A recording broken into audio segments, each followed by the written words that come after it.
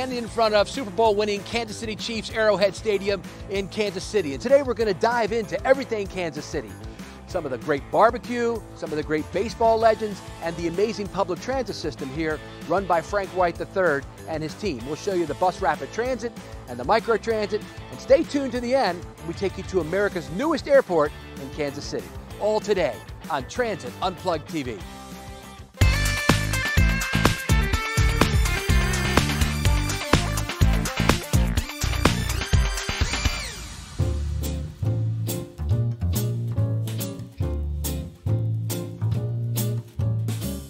Kansas City is a jazz and blues haven. And our first night in town, I joined Kansas City Area Transit Authority, or KCATA, CEO Frank White, for a great night of music and blues with jazz at this iconic jazz club.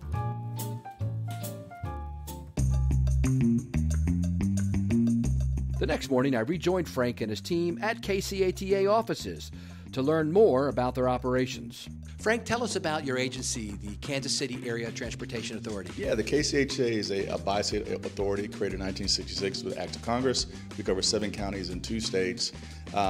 We can cross jurisdictions, so that allows us to kind of be a regional transportation program. We also manage the region under the Ride KC brand back here.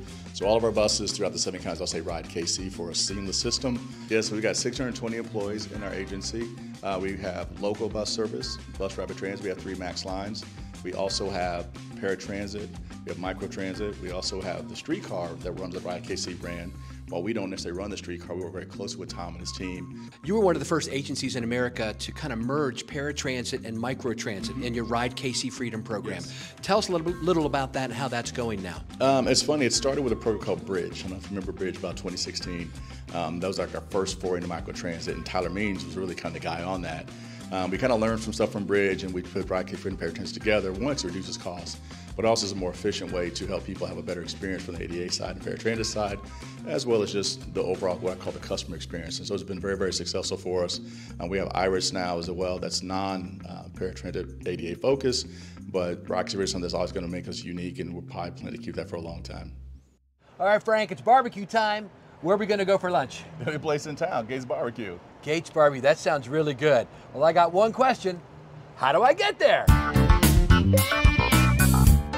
On the MAX line. Is that your BRT? Metro Air Express. All right, let's go.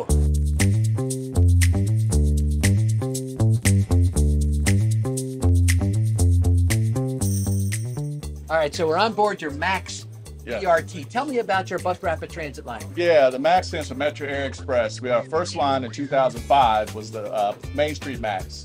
It still actually is in operation, but once the streetcar is going to go south, we're going to switch it over. In 2011, we added this line, the Truce MAX. In 2019, we then added the Prospect MAX. So, traditional BRT, express stops, 10 to 15-minute headways. They just kind of more a premium service is what it looks like.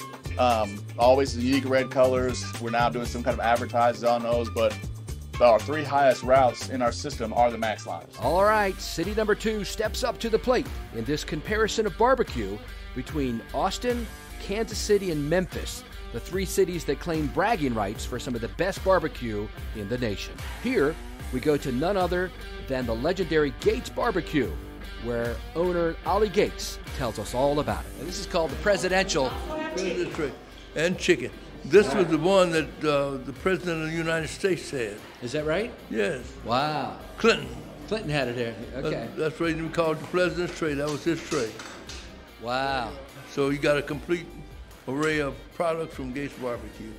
All right, Frank, this is a keto-friendly meal here, man. Maybe not yours with the fries. Mine's not, because see, I gotta go with the French fries, man. You said you come here every week? Every week.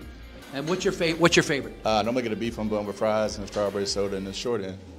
The short ends? Yeah. Is that like burn ends? No, it's just the ribs. The ribs. Ah, okay. Then I get a beef sandwich and I get a strawberry soda. And I got a great plate here. This looks like I got some, what do I got here? Got the ribs, sausage, beans. That looks to be turkey. Mm-hmm. All right, let's dig in.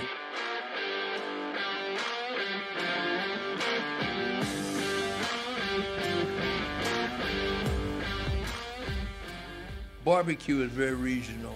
There's no one entity that spreads out all the whole country. But Kansas City has a flavor that it's like, and that's hickory and oak.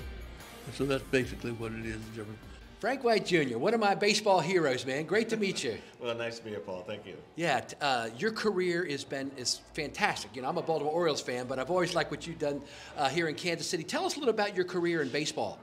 Well, my career started in baseball in 1970. I went down to Parade Park and told the Royals I wanted to try out for their team. I went to their experimental baseball academy for a couple of years, and then I had a chance to make one of the minor league teams. And I just came up through the system that way, and really had a longer career than I thought I'd ever have. It lasted 18 years, and it was a lot of fun, and got a lot of things accomplished. That's great. And I know that you don't like to brag about yourself, but tell me a little about some of your accomplishments, because they're fantastic.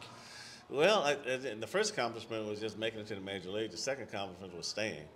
Then after that, baseball is a great game. Baseball allows you to be a team player and an individual player at the same time. So when you got to make a play, then it's you and the ball, and then you got to incorporate your teammates to help you make the play. But just the individual achievements. The 8 Gold Gloves, hitting for the cycle twice, being able to be in 2 World Series, winning 1. Yeah, tell us about that game you were in the winning World Series. Well, one of the key things for me in that series was the fact that we were not expected to win, and I was able to bat fourth in all 7 games of the World Series, and being the only second baseman other than Jackie Robinson to do that, and be able to hit a home run. I accomplished every dream that in the alley when you're playing as a kid, you want to hit a home run in an All-Star game, home run in the World Series. So I was able to do those things, and I think. I don't think I left anything on the field that I regret. I mean, I feel blessed. I feel like probably the most blessed guy in Kansas City right now. That's awesome. And nowadays you're into politics. Tell us about that. Well, that's a longer story. Yeah.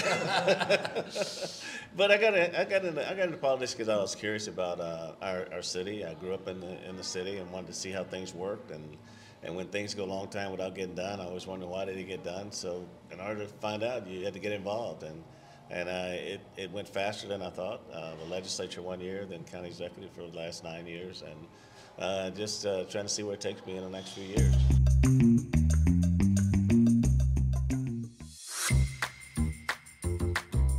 So Frank, you're not in Kansas anymore. No, Paul, I'm now in Missouri. We're on the state line that we serve, but we're a bi-state authority. So 7 counties, 2 state, 1 authority, the KCATA. So this is the line. This is the line. It's also where their bi-state compact was signed. Now we go behind the scenes at KCATA's bus garage. So good morning. We're standing out here in front of Kansas City Area Transportation Authority's indoor facility. We have all 238 buses that are active, that's stored in this facility during the day and overnight. All of them? All of them. Park on the roof, okay. Yeah, and it's a climate-controlled facility, so it's cooled in the summer, somewhat warm in the winter. It doesn't get balmy in here, but it keeps things from freezing inside. We have facilities vehicles on this side. But we're very fortunate because we have all 4 full seasons here in the Kansas City area. So this building was built in the early to mid-1970s. We are really thrilled to death. We have a bus and bus facilities grant, so probably sometime during the 2025 year, we'll be ripping off the top, redoing all the posts. We'll probably leave most of this concrete because it's in great shape for being 45-year-old concrete. Yeah. Replacing doors and all the air handling units. So we upgrade this building, and it'll be ready to go for another 45 or 50 years. That's great. KCATA uses low-emission CNG or compressed natural gas to fuel much of its fleet. So show me how it works. So when a vehicle comes in, you'll have 2 blocks for a vehicle. This is the actual fuel block. You'll see that's where the fuel will come out. Okay. It goes into a block, and it gets locked into a vehicle like this. And on the other side over here, And how long does it take to fill if it's one vehicle filling? if it's one vehicle, it's anywhere from 7 to 10 minutes. It depends on the pressure from the pipe. We are directly attached to a pipe that runs along 18th Street. So 7 to 10 minutes, depending on the time of day, the temperature, etc. What you see here are the pumps and the tanks. So these CNG tanks are highly pressurized. That's where the fuel comes from immediately that we're using here. They go through the compressor system and work through here. And these, of course, are the big generators that provide all the power that draw the fuel, the gas from the line, move it into these compression tanks, and eventually into a bus. So we have our own salt trucks and our own plows. We certainly do our campus. We do other off-site areas. We do our primary stops around the city, and there are actually several streets that we salt and plow, oftentimes before the city crews get out there to do them, because we're out there before the city crews. So this is west side maintenance. We have an east side and a west side. East side is heavy repairs. West side is more running repairs. Vehicles that we see in here you usually won't see tomorrow because they're usually out by the end of the day.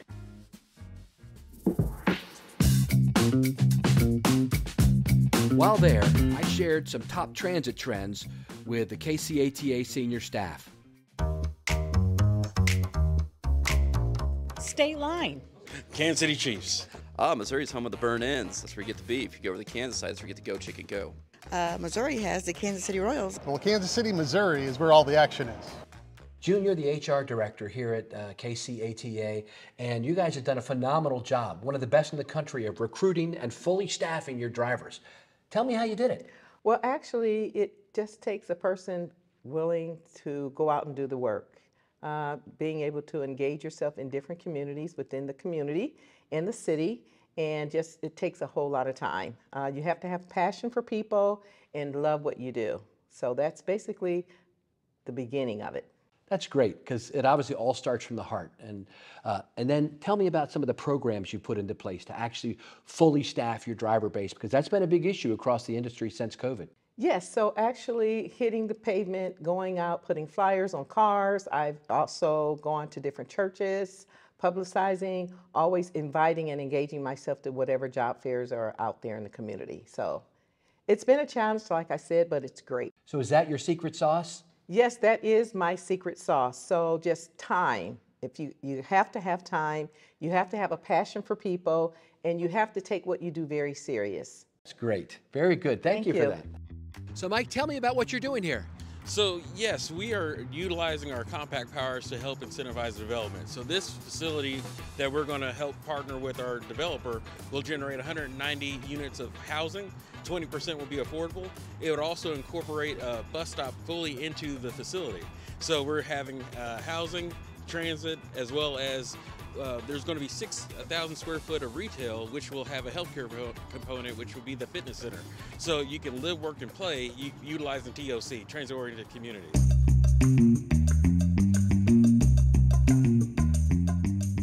So Paul, welcome to the City of Fountains. We're standing here in the beautiful plaza based off the city of Sevilla. Right now, as you see, got one of our fountains up and going. We've got a copy of the Giralda, which is a very famous monument over in Sevilla, Spain.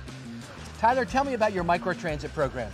Well, our microtransit program is pretty darn big. It covers 318 square miles throughout the entire city of Kansas City, Missouri. It's a partnership we do with our local taxi company, WHC.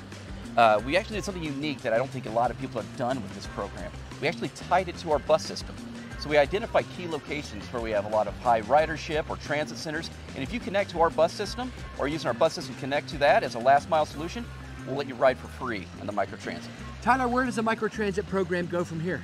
Oh man, I'm so glad you asked. You know, we have a bunch of on-demand services here. You got your paratransit solution. You have your taxi on-demand solution. You have the overall microtransit solution throughout the city. And we also cover, 7 counties and 2 states. We want to blend this across the state line. We want to put this in all the counties. We want to allow people to move and connect fully throughout the region across any of the modes. You'll have a wallet with your abilities listed in there, with your fare rates stated in it. All you got to do is sign up and book, and you can ride anywhere you need to go in the region.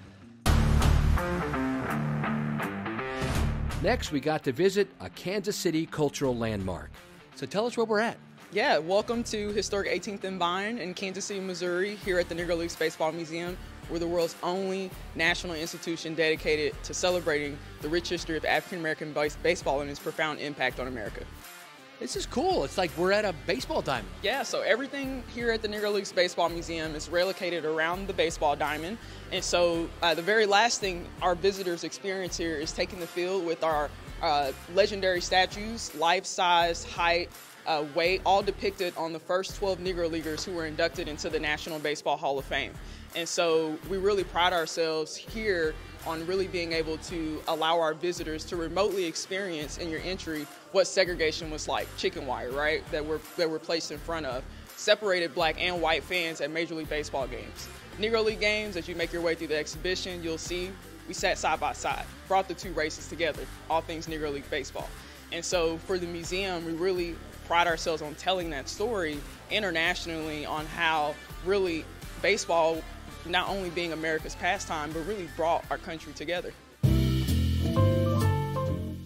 Many cities have a downtown Union Station, but Kansas City's is one to behold. It's the terminus for the KC streetcar, and here I met their executive director, Tom Garand. So Tom, this is an amazing place, Union Station in downtown Kansas City. Tell me about it. It is amazing. This is a regional gem. We're really proud of this building. It means a lot to our city. Hard to believe a few decades ago this building almost came down. It was dilapidated. The region came together like never before to pass a regional funding mechanism to restore and preserve this building. It's now really the heart of the region. It's our front door. It's where we celebrate big events, Chiefs parades, World Series parades, the NFL draft, all happened right here in front of Union Station. And now it's the heart of our regional transit system as we connect streetcar, the Euro streetcar to the south, and we're really proud of the restoration of this building. So what kind of things are in Union Station? Well, it's an active Amtrak station and obviously transit connection for one, but it also is a regional destination for science. We have a science museum, a planetarium, an IMAX theater. All right here all in right this here. Union Station? An amazing model train exhibit. So lots to see and do. It really is the heart of Kansas City.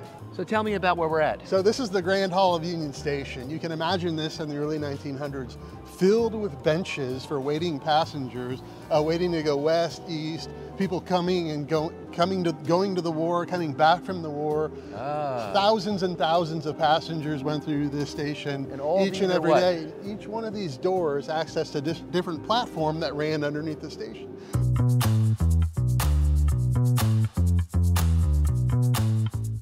Let's step outside Union Station and onto one of their sleek, modern streetcars. So Tom, we just stepped on your streetcar. By the way, this is beautiful. How old are these cars? Well, these cars, we've been in operation just about 8 years now. So these are 8 years old. We started with 4, we now have 6. We're buying 8 more cars, the same model, CAF Urbos 3, to support the expansion of the system and really a maintenance and the shortening of our headways on the existing alignment. So, what's your current headways? How often? So do you we're run the running train? 10 to 12 minutes right now, 7 days a week, pretty much all day long. So some days down here, depending on what's happening downtown, we're carrying 15 or 18,000 trips in a single day on a 2-mile system. So you can see why we needed more than 4 cars when we started. We didn't have sufficient capacity, and now we're extending the route in both directions. What's unique about these cars is they're 100% low floor. I see that. So we're at level. So we have level boarding at the platform. So roll on, roll off with wheelchairs, bikes, and strollers, and no steps on board the cars.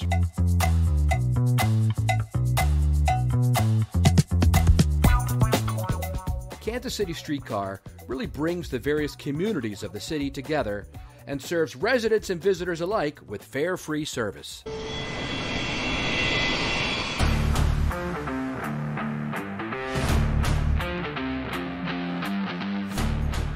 Kansas City enjoys America's newest major airport. This 40-gate, $1.5 billion Kansas City International Airport terminal opened just last year, and it is beautiful. Kansas City is a city of champions. Championship baseball and football, and they're great players. Amazing jazz and blues music, to the amazing and tasty barbecue and Kansas City steaks, and the public transit system that ties it all together. From the bus, to the bus rapid transit, to the micro transit, and the great streetcar system. Kansas City truly is a championship city.